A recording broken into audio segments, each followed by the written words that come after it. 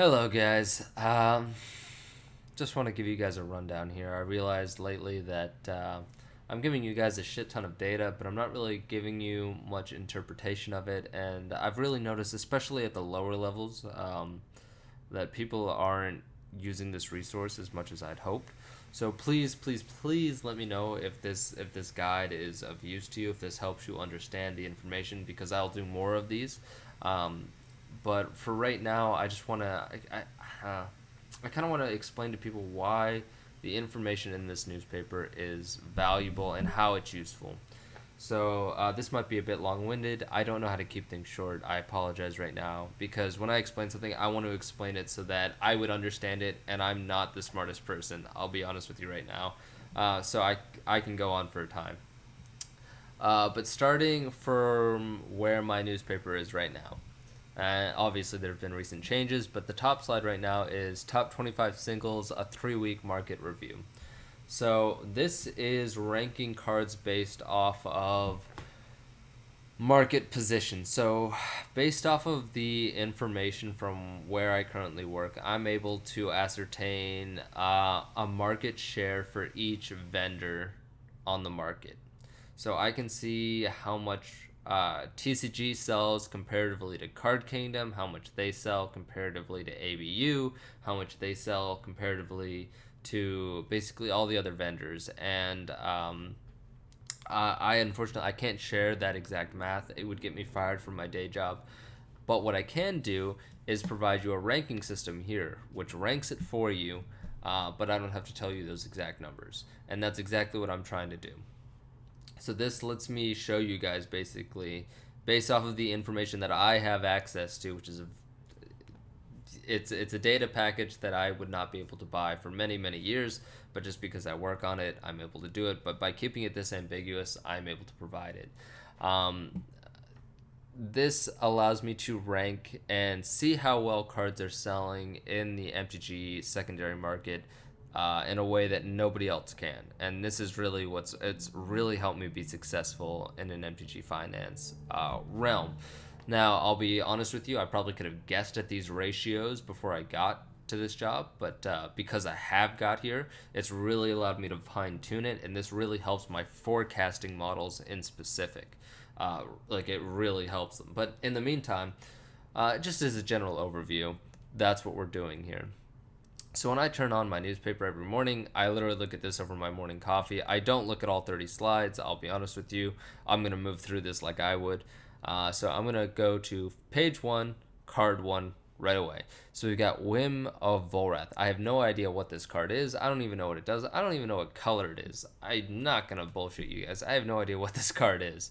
But I see right here we've got a retail price of 92 cents and a buy list of 63 cents. Now, obviously, this is going to be retail from TCG because this is TCG low. This is the retail that I think is the most pragmatic to use. And we're using CK buy list because I believe CK is the best buy list out there. Obviously, there are many others, and if you can find something that beats this, good on you.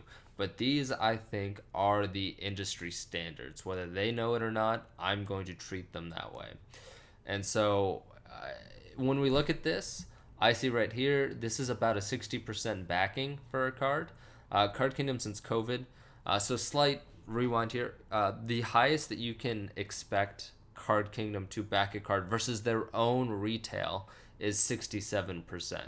So we are not doing a straight comparison here when we're looking at the buy list versus retail, but I am looking at what's the most realistic, what is the most useful market information, what is the most market or the most useful retail information, and what is the most useful buy list information. So I see here we have at least a 60% backing. So when I read this, I'm thinking, yes, this is a card that is moving, that is backed by Card Kingdom. I don't know what Card Kingdom is selling it for from this screen, but this makes me excited. This is a card that I will immediately Google after this video to investigate what I can buy. When I look at Fury Storm, Mother of Runes, and Dual Casting, I see cards that are clearly selling well, but the vendors themselves, because they do not hire people like myself, so they can't afford it, they don't have people who are actually looking at their sales rate. These are cards that are no doubt selling well, according to the information I have, but they themselves are completely freaking oblivious to it. So, and I know that because the backing of a buy list to their market retail is below 50% or it's below 60%. Mother of Runes gives me a pause, but it's $2.38. This is a card I could investigate. I'm just not going to because I'm trying to make a point here. Dual casting, especially Hammers at Home. These are cards that are no doubt selling well. And I think if you were to give it a year or two, these are cards that, if not reprinted, obviously, the always ever present danger, these are cards that are going to be worth money. But I don't care about them because I want to sell shit within 90 days. So I slide down here to Doubling Season. I say this has a 60% backing. This is a card with dollars behind it. This is a $50 card. It's got a $30 buy list backing. Now that's a card. That's a card you might want to dig into to investigate. That's got high dollar volume. That's above a 60% backing. That's something to dig into and to look after. That's something to pursue. So the reason I say all of this is because even though I have a 1, 2, 3, 4, 5 ranking here, when I read this, I immediately went from, all right, number 1, this is a nice cheap volume. I might be able to buy a lot of copies of this card because it's cheap. This has my interest. I immediately just scanned down with my eyes and went, all right, 1, all right, nope, maybe, nope, yes, is exactly what I did. And that's how I kind of hope people can read this. It's like, all right, that's a clear opportunity. This is an up-and-comer potentially. There's risk in that it's an up-and-comer. All right, this one is definitely, nope, it's not there yet. Even though it's selling well, the market doesn't realize it's selling well. And because the market doesn't realize it, it doesn't matter how well it sells. We're going to ignore it because you can buy all the copies in the world. If the majority of people don't realize it, it doesn't matter. You're just putting your money in a place where you're never going to see a return. And yes, you can whine and complain that that's an inefficient market and that's stupid. I've done it. I am that guy. It doesn't matter. We've got to focus on what's actually useful. So, Mother of Runes, again, this could be a good card to look into. The more I talk about it actually here, the more I'm interested in it. But for right now, we're going to skim past it because it's only $2.38 card. Dual casting, I'm going to completely ignore because this right here tells me it doesn't matter. This is a card that's going to be off this list tomorrow just because of this, or this 0.10 and this 0.64. If it's here tomorrow, I might look into it. I don't think it will be. This is like a card that it looks like somebody bought like 50 copies off of 3 different vendors because they thought they were smart. I'm not convinced of it yet. I see it. I'm aware of it, obviously, but I personally am not going to act on it. Dropping down to number 5, I see Doubling Season. I think, great. $49 card, $30 backing. This is a card I am thoroughly interested in. A high dollar amount, a high percentage backing. That's good shit. That's exactly what I want to see. And that's kind of how I want to interpret this to people when you're looking at this. You've got to see, all right, we got a card name, we got a card set, rarity. We'll get more into this part in a second.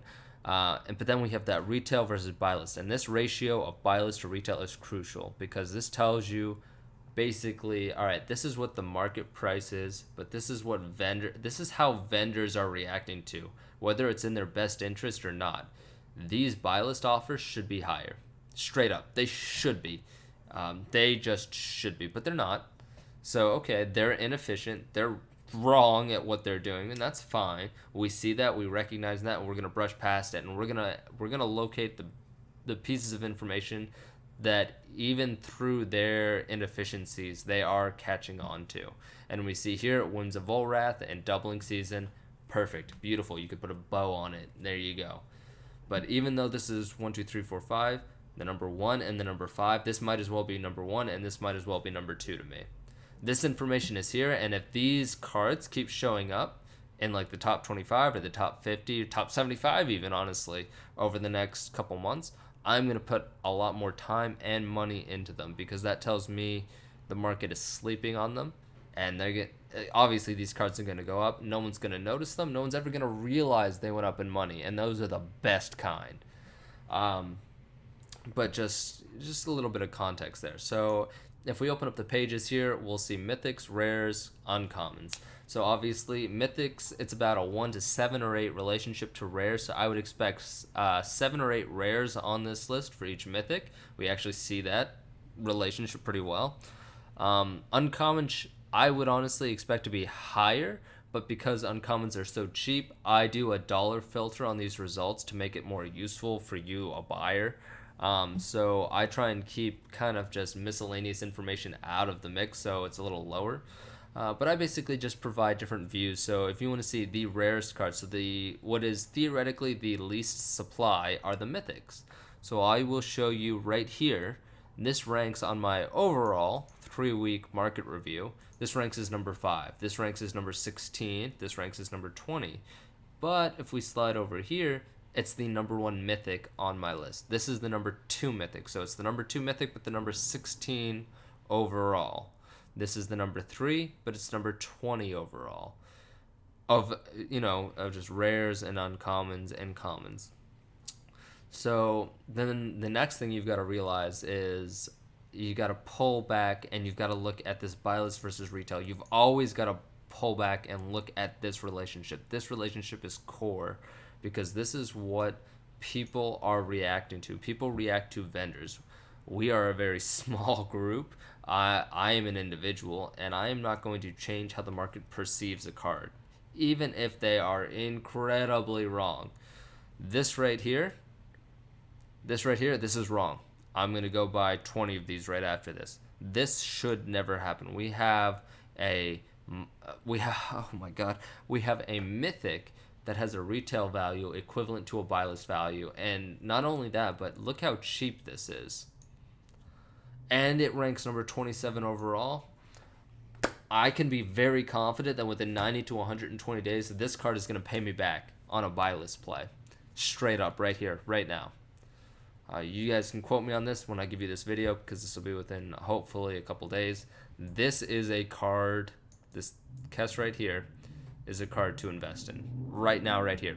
This should never happen. Either the buy list should go lower, and the buy list is not a volatile measure, or this market price is incorrect. And I'm going to bank that this market price is incorrect. And that's because Modern Horizons was widely open, but it was a supplementary set for a format, and market prices for Modern, Pioneer, and competitive formats are currently suppressed.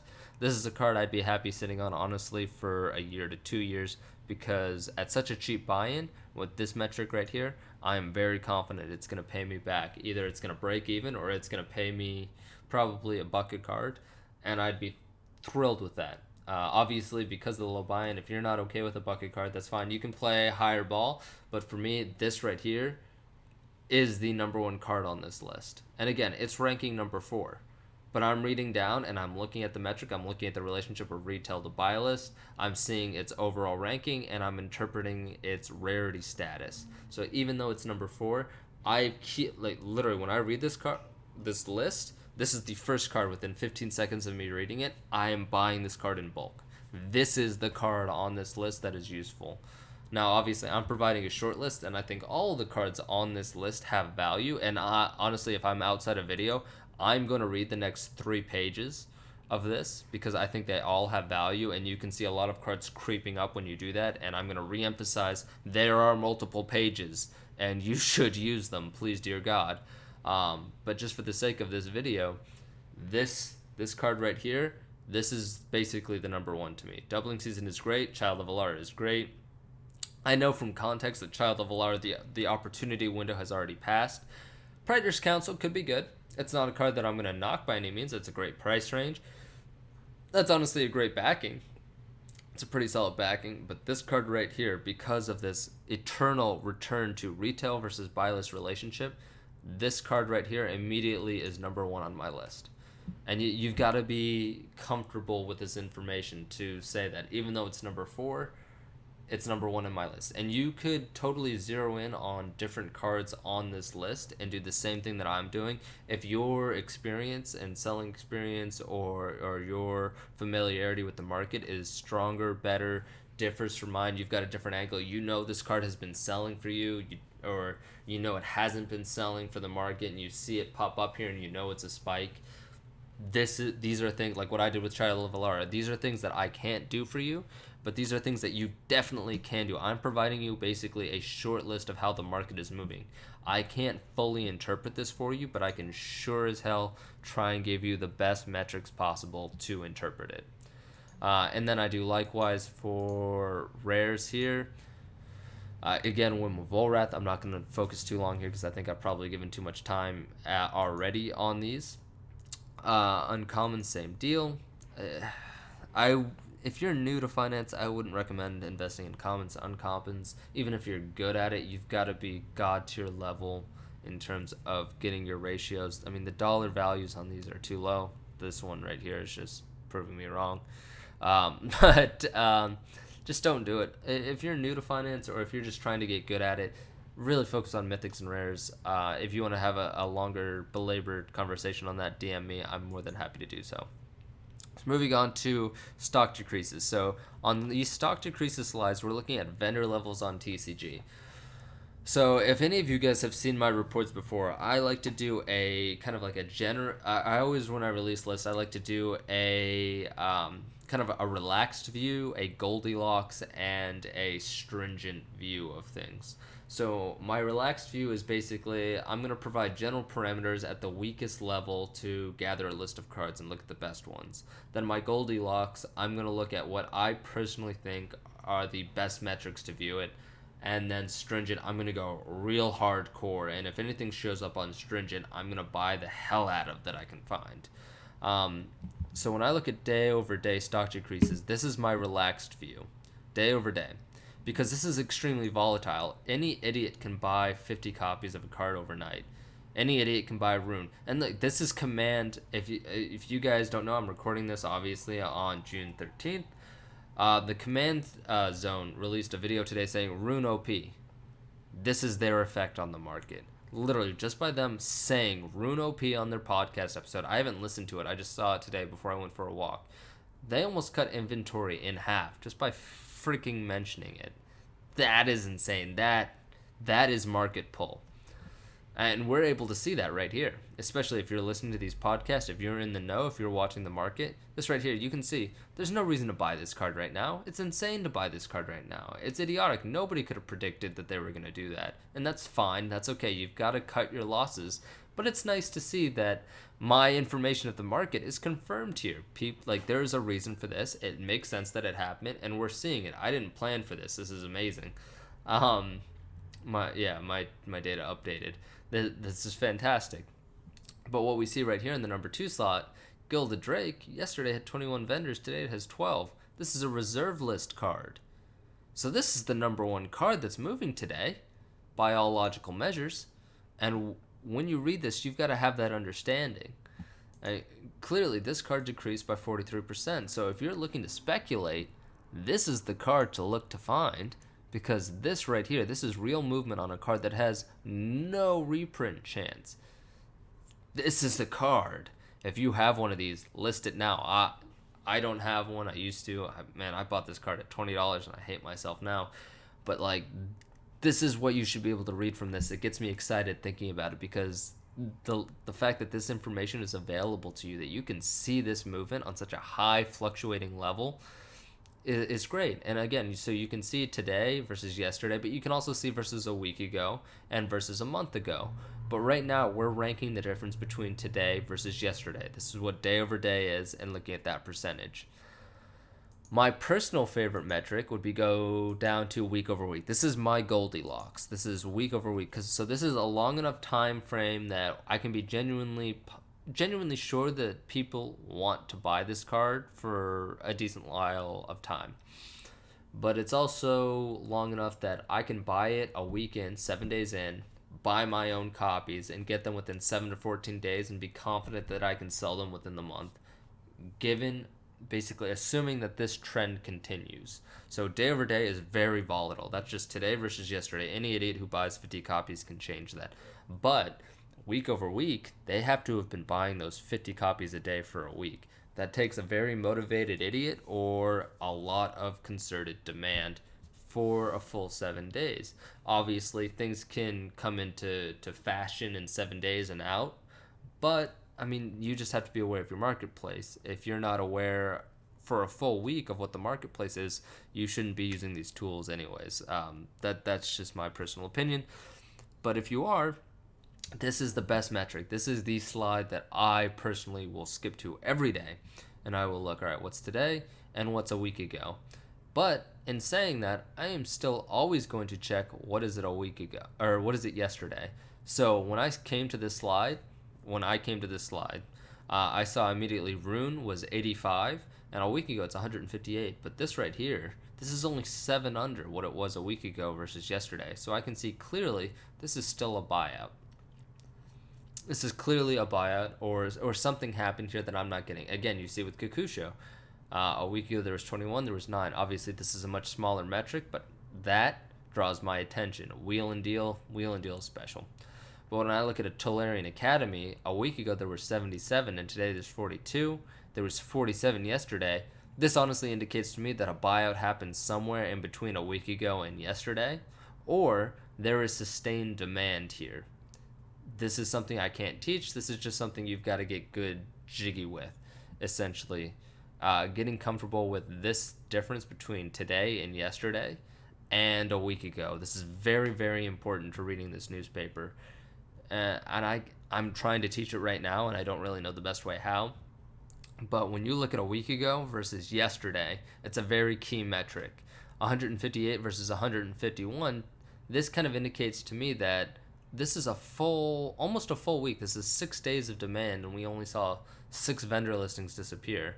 But then overnight, we saw 75 vendors disappear. That's insane. That's not right. That's not normal, clearly. When I look here, I see, okay, a week ago there were 77, and yesterday there were 47. That could be a buyout. I mean, that's 6 full days of demand, and we've seen we've seen 45% of supply disappear. But then when I see yesterday versus today, I see 5 have disappeared. So if I do 5 times 6, because that's the difference between yesterday's sellers and a week ago, that's 30 sellers, 30 vendor listings. That math is totally on point. So now I've just identified sustained demand versus Spikeroonie.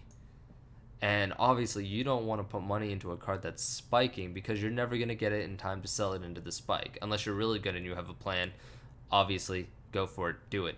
But this is a much better mid to even immediate term investment than Rune because you just understood the relationship between a week ago and yesterday. That is the power of this newspaper. Please, dear God, use it. It is so helpful to be able to identify these things. And then if we move down to number 6 here, this is my absolute favorite. This is a linear trend. And what I mean by linear is there are no changes in uniform patterns. So we go from 27, 18, 14, 10. So the market doesn't realize this card is in drastic demand. And even if they do, they don't have copies to sell to people. So guess what? If you yourself can go out and find copies, you can sell these at a premium now. And obviously these vendor metrics are based off of TCG, which I'll tell you right now makes up over half of the all of the MTG commerce online. They're very, very good. They sell a lot of cards in bulk. So this right here is ideal trend. If you can locate any of these copies below market valuation currently, because I don't think market price has changed, to be honest with you, yet. I really don't. Somebody could check me on this afterwards. I don't think the market has woken up to this yet, and I would say the same thing for Lifeblood Hydra, although that one might be a little different because Hydras are in demand right now. But these are cards that you can zone in on and be aware of before everyone else in the market. And if you can get your copies, if you can get them ordered with confirmed shipping even before the rest of the market spikes in value, you now have enough confidence to be able to list your copies or prepare to list your copies ahead of the market spike. And everyone's going to say the evil cabal, nobody could see this coming. You could. And you could because of this data. Month over month, this is more of a historical recounting of things. I wouldn't use this too much. This basically just tells you cards not to buy into. So right here, we already see there was no yesterday value. There was no week ago value. That's what null means. It means it wasn't even in the top 10,000 selling cards is what null means. And it's the number 2 card here. Because this is looking at today versus yesterday. So basically it showed up in the top 10,000 today, and yesterday it wasn't there, but it's 9 above what it was yesterday. But this is kind of funny to me because this already indicates that Rune of the Hidden Realm, and this is an accidental kind of discovery, but this is not a card you should be investing in. To me, because I don't know. So, yeah. This slide is looking at today versus a month ago. So a month ago, it made it into the top 10,000. It was 41. But today, it's at 9. This is not... Don't buy this card. Blacker Lotus, I've been telling people to buy this card for over 3 months. This is a card that literally says tear it up when you play it. Can you imagine why there's a supply demand, for frickin' sake? But this is more of a long-range view of things. This is more of a historical recounting. For me, if you're actually looking to do what James Chilcott basically and James Travis do, come to this slide, find a card that you think won't be reprinted and buy the foil of it, and you will beat them at their own game every time if you have the gumption to stick around for 2 years. Like, it's so easy to do that. But the returns are so far out, and it's so boring, to be honest with you. It's quote unquote free money if you have 2 years to put into it and you're okay making $2 a copy because you waited 2 years. That to me is a horrendously inefficient way to spend your money. So then we have the day over day stock increases, week over week increases, and month over month increases. So I'm not going to open these. I'll go to week over week because I told you that was my Goldilocks slide, and it really is. I think it's the number one slide to go to. This is telling you cards not to invest in, essentially. So this is showing you cards that went down a great deal at some point in time, but are now rebounding. So if you talk to me in chat, I will always tell you that a card's velocity is way more important than the actual number of whatever you're looking at. So what I mean by that is if I'm looking at a card and I see that it has 20 listings, I know what the average number of listings for any card is, and that 20 is way, way, way, way below what that average is. But what's really important to know is that was it at the day before, was it 15, and the day before that 12, or was it I don't know, was it 26 and 30? So is supply continuing to drain and demand continuing to uptick, or is the exact opposite happening? And that's what this shows you right here. We can see that a week ago there was only one Cabal coffer on the TCG marketplace from Planechase, but then yesterday we saw 5 and today we see 6. So we see immediately right here that more vendors are listing copies. More vendors are listing copies than people are buying. And by that, what I mean is if supply and demand, and they will never be at equilibrium, but if they were, we would see 1, 1, 1. But we have more people listing this card, which makes total sense because if people drive the price down to only one vendor listing, that means retail price is going to go way, way up. Somebody's going to look down at their Cabal coffer and say, this is worth way more money than I paid for it. I'm willing to sell it. And they're going to list it. And unless the demand matches that, you will see a lot more supply enter the market. And this indicates to you as a buyer, do not buy this card because the demand and supply is not in my favor. However, at such low numbers as this, you're probably still safe to buy, to be honest with you, outside of a reprint. But if we drop down to Cyclonic Rift, it's a much better example of, look, a month ago there was 12. Today there's 16. This is the linear trend in the exact opposite direction than you would want it. So do not buy this card expecting an investment. I'm going to point to Arachnogenesis, kind of sadly, because I have a lot of them. But again, comparing versus a week ago, this is not a card you want to invest in. Hungry Lynx, this is a card versus a week ago you do not want to invest in. Obviously, a week ago, they announced cats and dogs are a thing. Everyone looks down. This is a $9 card all of a sudden. Holy shit. I'm going to list all my copies. But you're in the wrong end of the velocity trend. So we swung down with the announcement. But now we have more vendors selling, which means this can't last. This price point is going to go down. So do not buy these cards on all of these increased slides as an investment. These are literally warning signs telling you not to buy a card on the increases. All right, I've got that out of my system. We're going to drop down to OFP buy list ranking. So this is out of print buy list ranking for you guys. This is going to be right here, no longer in print. I'm going to try and I might be playing with these two slides recently to try and make them more useful for you. somebody basically out of print cards are far less volatile, so they're much better to look at. And Card Kingdom is based off of a sales through point ranking. So right here we can see the number 3 selling card from Card Kingdom that they basically say, we're selling this card, we really really really need it, is Dockside Extortionist, and we're going to pay you 56%, over here is the ratio, what we're trying to sell it for. This is the buy list offer as of today. Every time you look at this, this will be up to date versus what we're trying to sell it for. This number will never ever breach 67% unless your card's name is Sol Ring. And if it does, sell it on the spot. So being aware of this is very important. But it also, so we see Cyclonic Rift here. So we see, I can tell you right now, and this is only it's only quote unquote 55%. But Card Kingdom is wrong to have this here ranked so highly. But I'm not going to correct them. I can't change that. So we've got to be pragmatic about that. We saw from the prior slides that they are way too slow to respond to this. But you, being a savvy investor and having access to this newspaper, know that even though this card ranks highly here, you are not going to invest in it because you know better, because you're watching a wider angle of the market. But something like Dockside Extortionist or Bloodstained Mire, Polluted Delta, even Walking Ballista, these are cards that might be worth investing in. And you can see that here. These are not optimal buy list backings, but due to COVID, again, Card Kingdom has yet to really rise above that 60 to 62% backing yet. They just opened their doors on Friday. Hopefully we'll see a return to normal.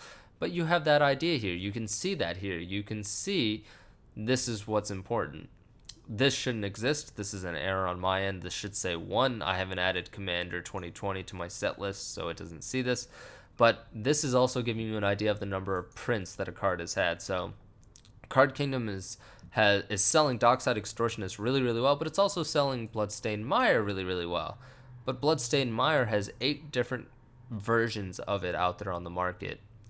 Now, so it's telling you that this is the specific version that it's selling really well, but there's 8 different versions of it. So even though it's selling really well, you can see that this is diluted demand. Versus right here with Dockside Extortionist, there's only one copy, there's only one printing of it. So the fact that it's so high, there's only one copy of it, buy here, buy now, if you can get it anywhere near this. This is what this is indicating to you. And honestly, I would go from rank 3 all the way down to Sevinne's Reclamation here at number 8 because of the number of print runs. I would briefly consider Walking Ballista and Cyclonic Rift. Walking Ballista is being reprinted every freaking way you look right now because it makes WotC money and it's in everyone's mind and it's a multi-format staple. So I am extremely wary of that one. I would throw that out. That's contextual knowledge, again, that I can't teach you. You need to have. Sevinne's Reclamation. This is definitely one that I'd be interested in. Cyclonic Rift for previously mentioned reasons. And now we see the fetch lands. We see the fetch lands. And then we see Force of Negation. 2 printings, 2 versions. That's one that I would look to be investing in. Vanquisher's Banner. I have already made a shit ton of money from Vanquisher's Banners, buying them for $380 from Tokyo because I saw this literally a year ago. And it's still here. This market is so freaking slow. It is unbelievable. You could walk backwards. And it's amazing. It's just amazing. But this is, again, looking at out-of-print cards. If you want to look at in-print cards, so in-print cards mean that you're going to sell a lot more of them. In-print cards always sell faster because they've never been printed before, presumably. And that means that people want them more. They're the new sexy thing. And here, you're going to see most of these only have 2 printings, but then you see Steam Vents, Watery Graves. These are in print because they're in Guilds of Ravnica. That's still an in-print set, so they have 10. But these cards have a low number of printings, and they're selling very, very, very well, and these are probably going to be the highest on Card Kingdom's buy list. But obviously, you could buy a pack and crack these today. So keep that in mind. I just want to show you, so if I were to show you Card Kingdom sales velocity ranking, all you would see are in-print cards. I think for investment purposes, for anything outside of a basically 2 to 3 week purchase prediction period, if you think you're going to be holding a card longer than 3 weeks, use the OFP slide, not the use the out of print slide, not the in print slide, because this is for direct sellers. To be honest with you, this is for people who have inventory and who are able to sell. I know which cards that when players come to sell me cards right now at the end of FNM, which cards to buy from them with a higher offer and which cards not to, with an actual data backing. Dear freaking God, this isn't just gut checks. So then we're gonna move to the buy list increases and decreases slides. So on the market price, people will always complain that somebody bought out a card and they really ruined the market price. And then they can be kind of right, because market prices can be very volatile. If there's not a lot of listings, somebody can buy them all up and drive the price up. What doesn't happen, and if you find an instance of this, send it to me because I will analyze the absolute shit out of it. Buy lists don't spike. Buy list offer never drastically changes overnight. Child of Alara is a great example. You will see it slowly increase over the course of 3 to 5 business, or not even businesses, just 3 to 5 days. And it makes sense. If they can sell a card for a higher retail margin but continue to offer a lower buy list price, and people are sending it in because they saw the announcement like, oh, this is going to be worth money, I'm going to send it into a buy list now. They are maximizing their margin at every step, because somebody is still sending them their card in super cheap and they're able to ride the curve. It is literally, it's an ice cream party at these vendors when that happens. And I mean, I'm not knocking them. That's the best thing you could possibly do. But as a player, as an investor, you need to be aware that this is happening. And you also need to be aware of, you could beat their offer. So if Card Kingdom's still trying to offer $2 for Child of Alara the next day, and you know that that card is selling for $30, you could be a crazy man. I'm not saying I would ever do this, and offer everybody in your area $10 for that card, and just say, no questions asked, I'll pay you $10 for all your Child of Alaras. And everyone will be like, this is such a great deal. This is amazing. I'll send it to you. They send me all their cards because they didn't think it was of a great deal, and then I'll sell them for 30, and everybody ends up making money. It's the best thing possible, and this is what this information allows you to do, kind of to operate off of. And on a more subtle level, this also shows you cards that are increasing in value and perhaps declining consistently on vendors. So you want to always do this in relation to decreasing vendor levels. And obviously, if one metric seems more important to you than the other, make a move on it, but understand there is that relationship.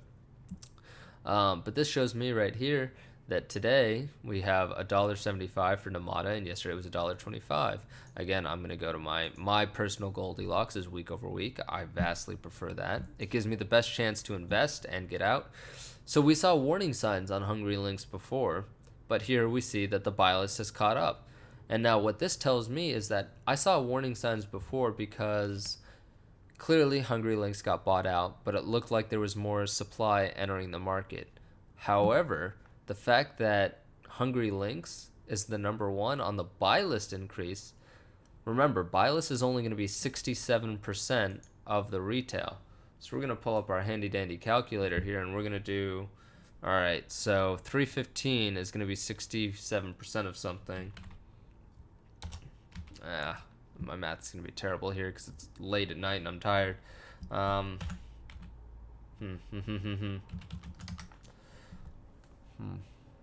math's not right.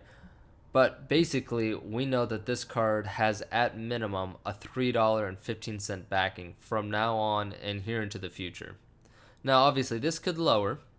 It could settle somewhere between $3.15 and 40 cents. But if you look at retail price for Hungry Links, a week ago it was 90 cents. We know from this buy list offer, Card Kingdom is never going to allow this card to ever be below this price point if they can help it, because then they would be losing money. So now all of a sudden you've gained vendor support because you are watching these metrics. So if you were to buy a Hungry Links for $3 right now, obviously that's amazing. This is a slide that would tell me to look at Europe.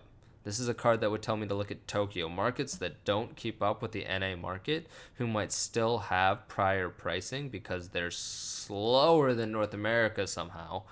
And you could get some really good deals. And you could either just shill it straight to buy list, which Coda provides you phenomenal tools to do, or you could try and invest it in.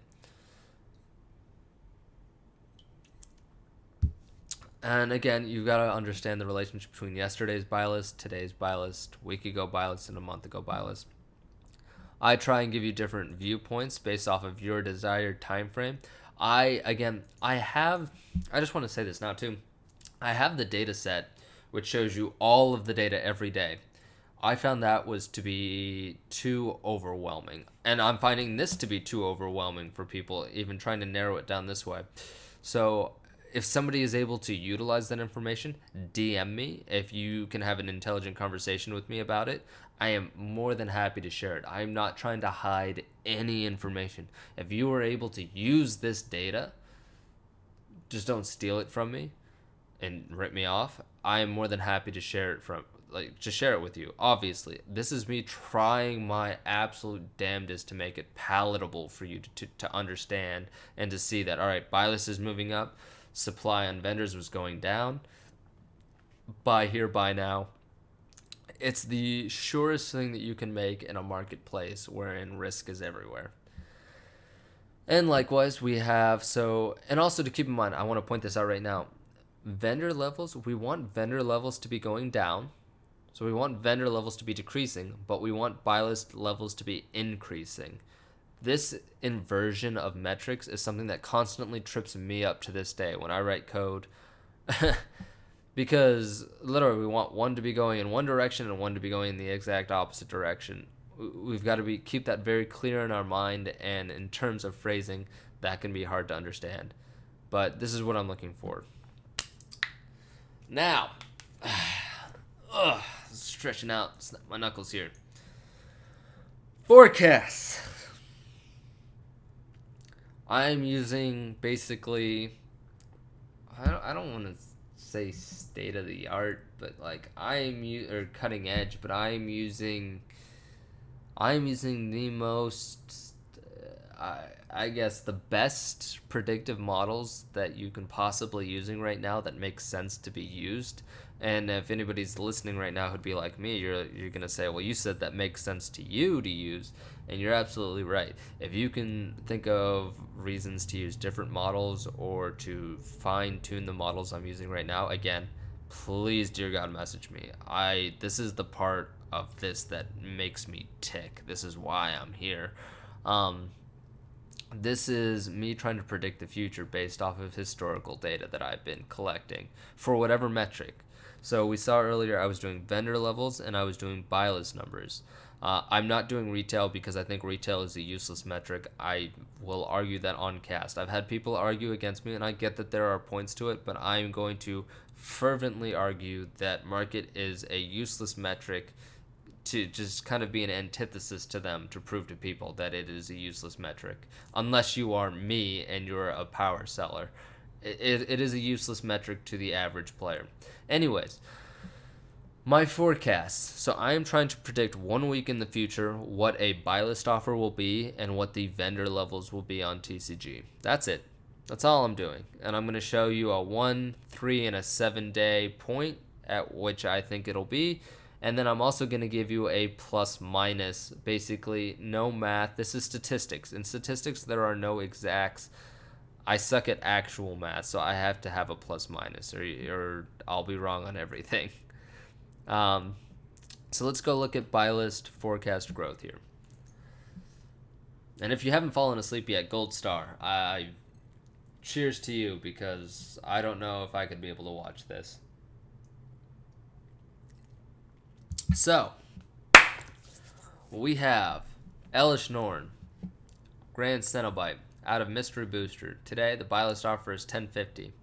I'm going to tell you right now, I'm going to predict a retrace tomorrow. Then, day 2, I would expect it to bounce even higher to 11.3, and 10.4, 8.9.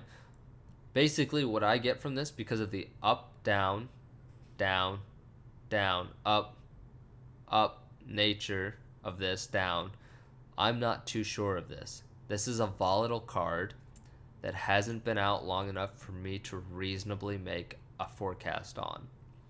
Now, my forecast model has told me that it's confident that it will be within basically 10 cents of this day 7 value.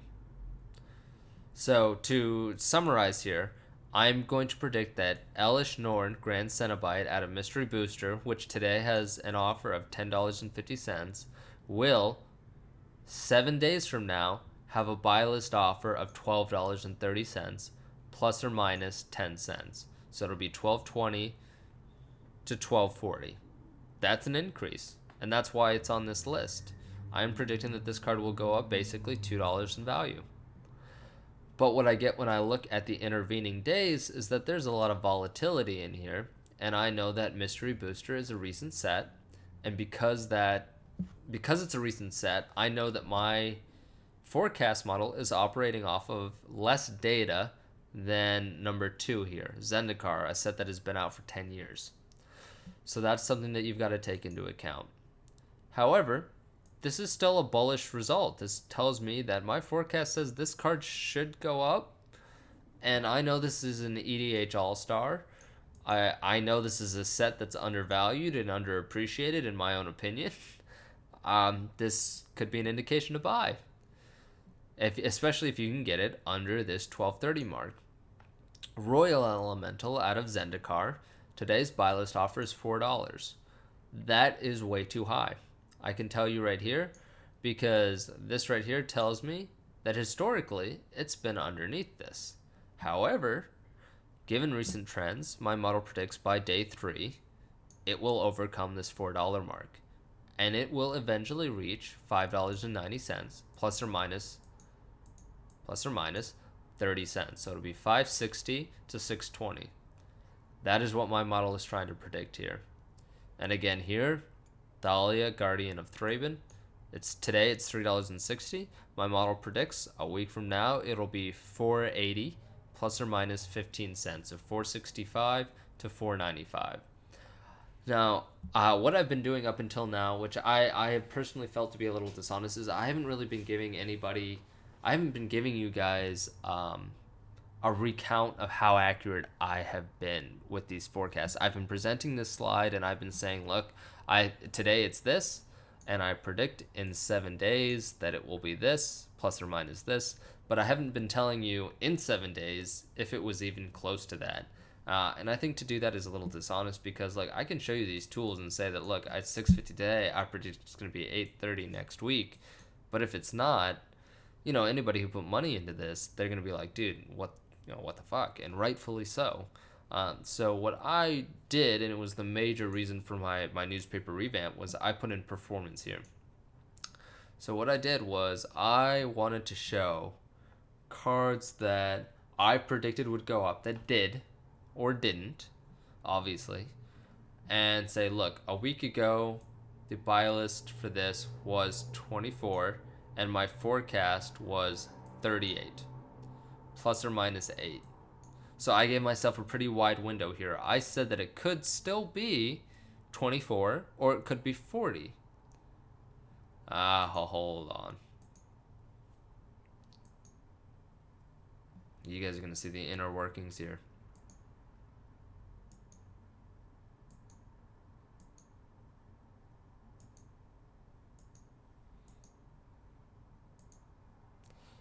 I recently changed my key system, so watch the magic. There it goes.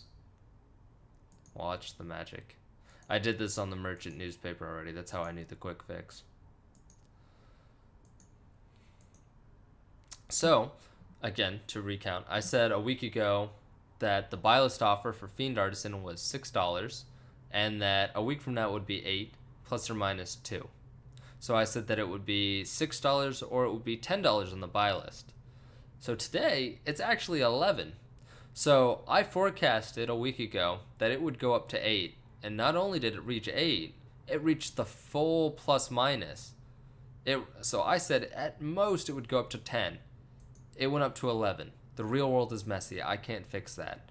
So a week ago, the buy list on Fiend Artisan was 6. So if you were able to buy it based off of my forecast a week ago, where I said it would go from 6 to 8, today it's 11. Okay, so if you bought it at 8, you made $3 a copy. I You can shake my hand whenever you want. You're welcome. I didn't even do it.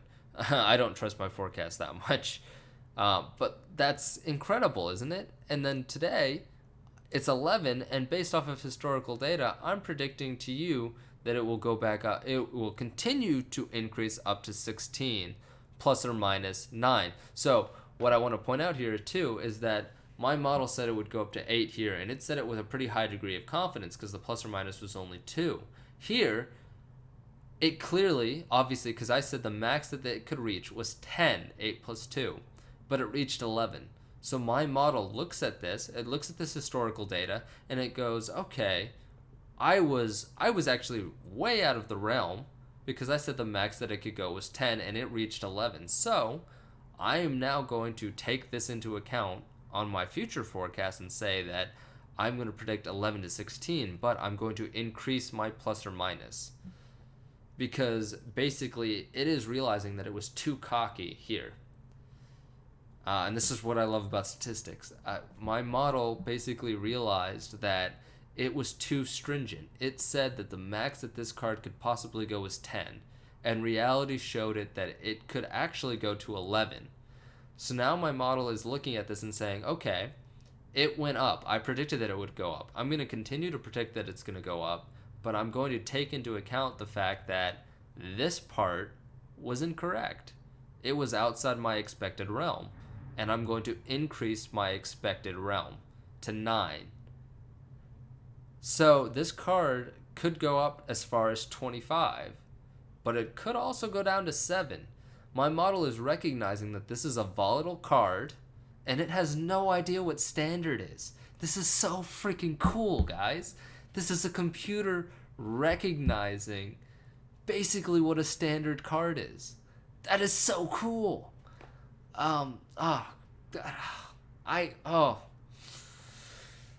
Sorry. This is why I do this. This is so cool.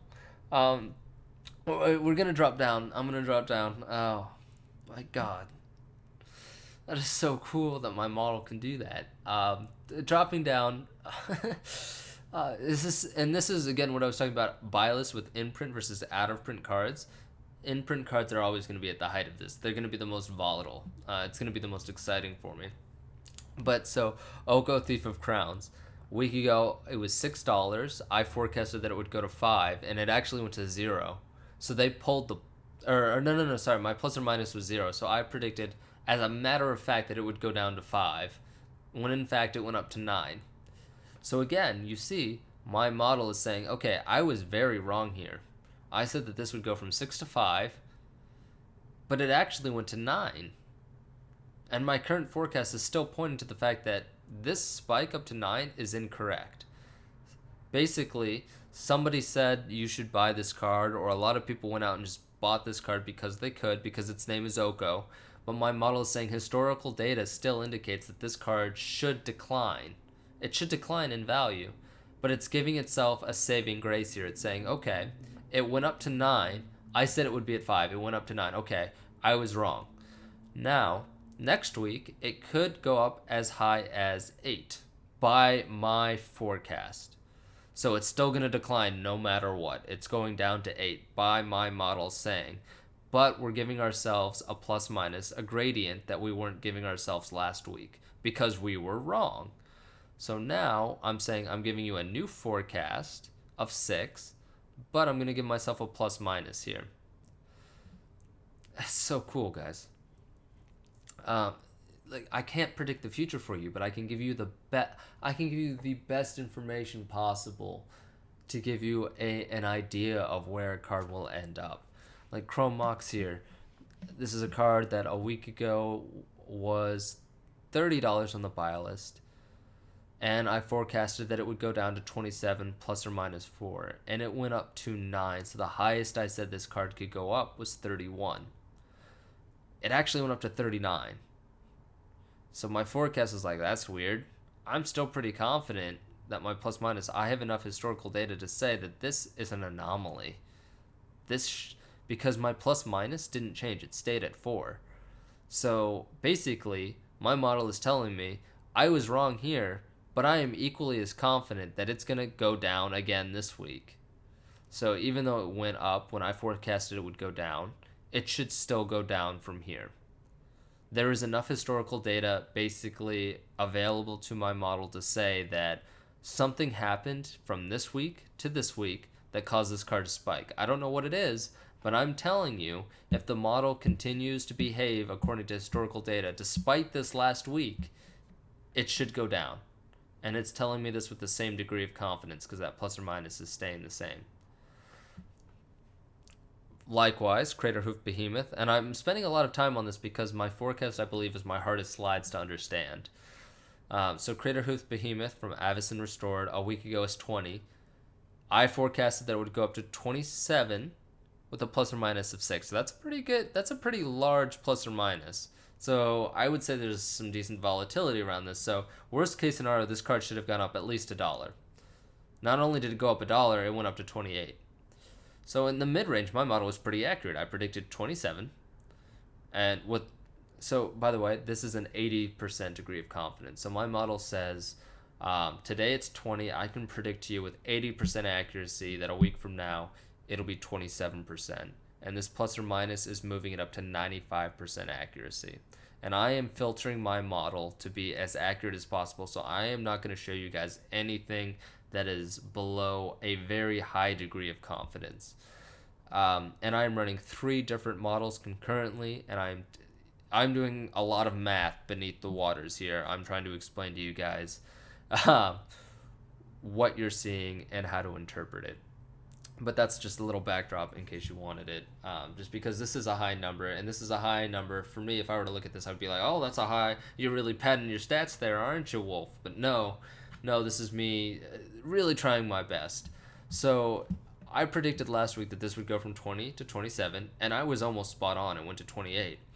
But this week, I'm saying that we saw a prodigious amount of growth last week, and I forecasted that growth. But we are due for a retrace, plus or minus 5. So I'm saying basically, I kind of expect this to go from 28 to 24 this week. I expect it to decline. It saw a large amount of growth. We predicted that. We saw it. We were almost spot on. But now, this week, we expect a decline. Because obviously they raise their offer. People send in their copies. Price equilibrium. This is what we're racing here, folks. So now we expect that decline, plus or minus 5. Obviously, if my model is as accurate as it was here, I'd be freaking thrilled even if I bought these at 28 because, oh, God, look at me. But this is the information basically you get to operate off of. And these models are what I personally invest off of. So if you can understand these, it can be very helpful. And I provide this performance slide to show you kind of cards that I've been very accurate on or I was very wrong on. This is basically I get to hold the trophy above my head and take first place, or you guys get to throw eggs at my house. I am okay with either. I kind of want that visibility. I am not God. I cannot predict the future. I am trying my best off of mathematical numbers, but I'm going to show you right here when I was wrong, like really wrong, or when I was really right. And that way you guys can make better educated decisions. So if I was really wrong on an Ikoria card, you're going to go, this guy's model is absolutely terrible on new cards. Not going to listen to it. And good for you. Do that. Save your money. But I'm just trying to show a little transparency here in that I'm working off of information that I have that I'm explaining to you now. It can work out. It cannot. But I'm trying to give you the best information that I can give you to operate off of. Vendor growth is the same deal. We should be able to breeze by this. So again, vendors is the same deal, except again, we want to predict downward movement. So vendors are a lot less vendor movement is a lot less volatile than buy list movement, because buy list movement has a lot more going into it, and it's a lot more of a consolidated movement. Obviously, when you look at a buy list, when we're looking at buy list values, it's just Card Kingdom. Buy list can move very cleanly. It can move quickly. It can move swiftly based off of all the factors and change. The buy list, on Card Kingdom updates hourly, which is impressive for the MTG community. It really is. So that level of volatility means a 7-day tracking system is great. I'm really debating making this a 14-day metric because on an open market where any vendor can list, the volatility is greatly diminished because any idiot can list copies. Any idiot can do it. So, like when we're looking here at vendor growth 7-day forecast, I'm going to show you Fabric Rate. Today it's 68. I'm predicting by day 7 it will be 68 plus or minus 4. So it could go up or it could go down by 4, which isn't really useful. I'm trying to make this model more useful. I really am. I want this model to be more useful, and I really want this model to be better. I'm including it now because it's still quite accurate. Like right here with Reflecting Pool 67. Tell me if I'm wrong. Now, obviously, I'm cheating because a difference of 2 vendors could be an outlier. But basically, I want you guys to have this information because as my model gets more data, this should get better and better and better. And I could be right, and then it just needs a wider time frame, but it could also just mean I need more data. But this isn't wildly inaccurate. This is totally within the realm of possibility. So I want to share that with you guys and let everyone kind of join in on this with me and see how this goes. And if you see movement and you can read it in a way that somebody else can't, great. Vendor forecast is the same way. I predicted this to go from 168 to 166. It dropped down to 146. So again, you see my plus minus changes because it was way outside of my realm of expected possibilities. Same here. Same here. Obviously, this is a model still in its infancy. So I'm sharing it with you because I'm hoping it will be useful one day. And with this understanding, I hope you can read it that way. I want this one to be so useful, but just due to the nature of the volatility of the market, I really just think that a 7-day time frame is just too short. I could be wrong. It could just be that my model needs more time. If you give more time to any model, it'll get better. So that's really cheating in its own right. This is just a model that I really hope will be useful, and right now it's pretty lukewarm. But I really think it can be, but we'll see. KPI is a metric. I'll show it to you because it's horrendously inaccurate. So I said vendor is, it's almost there. It's right on the cusp of being useful. You saw with Byleth, it's very useful because that is a clean-cut data set where you can really predict the future.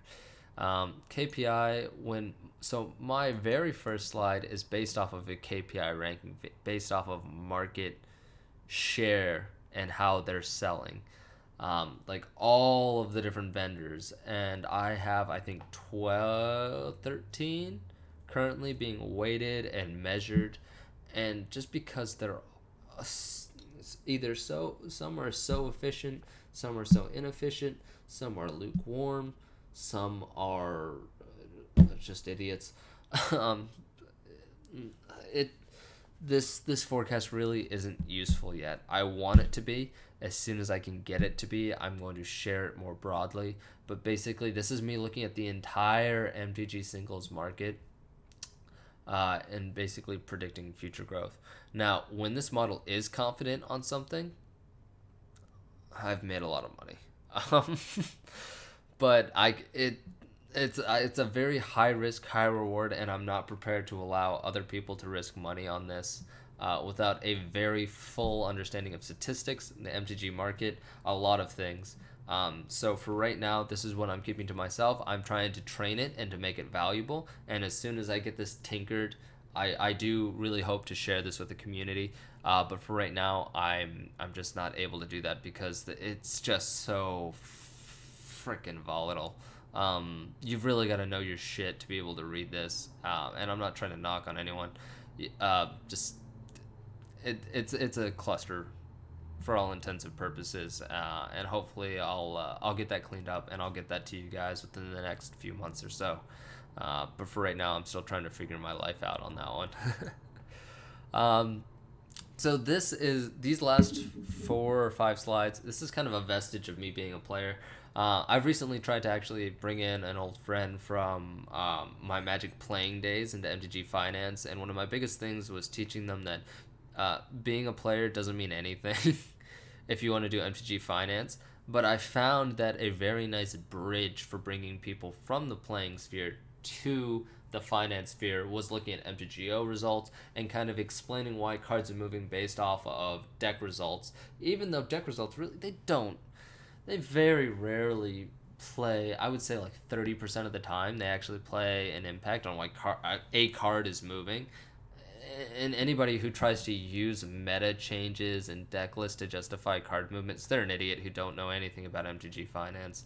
Um, my personal opinion, quote me on it, be damned. Um, but this shows you basically a staple ranking of. So I scrape every MTGO deck result since the beginning of the year and look at the number of copies that were in each deck, and then I look at basically I compare them to every other card in that format. So Thoughtseize is the most played and best used card in Pioneer since January 1st. Fatal Push second. Mystical Dispute third. We see already Yorion, even though it didn't come out for 3 months or 4, I don't know, when did Ikoria come out? 5 months, is ranked number 9. So clearly that's a broken card. You can tell that's a broken card. I mean, how long was it out? And it's already at number 9. But at the same time, we slide right on down to Uro. This is a card that doesn't see signs of a ban, but it's number 17 in Pioneer. So if Pioneer is a powerful format, this is going to be a card that's ranking in it. Likewise with Walking Ballista. So this just gives you kind of like an idea backing of why cards might be moving based off of MTGO deck result list, like aggregated. So it's not just a single deck list result. I'll be honest with you, with my merchants, the merchant newspaper, I intentionally just show them the most recent deck list result because I feel like that's a better introduction to finance than showing them this. And I feel like if I were to show them this, they'd be like, you're hiding information. They wouldn't really appreciate it. And honestly, these last 5 slides are useless for MTG Finance. But if you're trying to get somebody into it, or even if at the very least you're just looking for a general explanation of like, wow, I didn't expect this card to be on a top 25 list, and then you go down to the MTGO results and you're like, oh, it's there. Okay, that explains it. I found it useful in that regard. It can be useful that way. But an hour in, I think that's a pretty solid run through of my newspaper. I'll be honest, I usually spend 5 to maybe at worst 15 minutes a day on this. But I'm just trying to summarize my entire thought process, which takes me longer than I honestly thought it would. But I suck at summarizing things. Hopefully, maybe somebody like Noxon or Coda might be able to summarize this for me. But hopefully that will help you guys kind of read through this newspaper and understand what you're looking at when you're looking at it. And again, if anybody else can think of ways to help me summarize this or make it more palatable for people, please let me know. I just want to let you guys kind of into my head a little bit when I read through this. You can't just look at a ranking number and just be like, boom, there you go. I am providing each of these columns to you for a reason. They're there for a reason because these are the exact columns that if I were to look at somebody's data, these are the columns that I would want to be there to make my personal decisions. So if you have a column that you like, an attribute or a data field that you feel like would make an impact, please let me know. If you feel or question any of the ways that I've used my current, or if you feel like there should be more, please let me know as well. Other than that, if you're still awake, I appreciate you guys for listening through my little data review here. And cheers, man. Let me know if you have any questions. Always happy to answer them.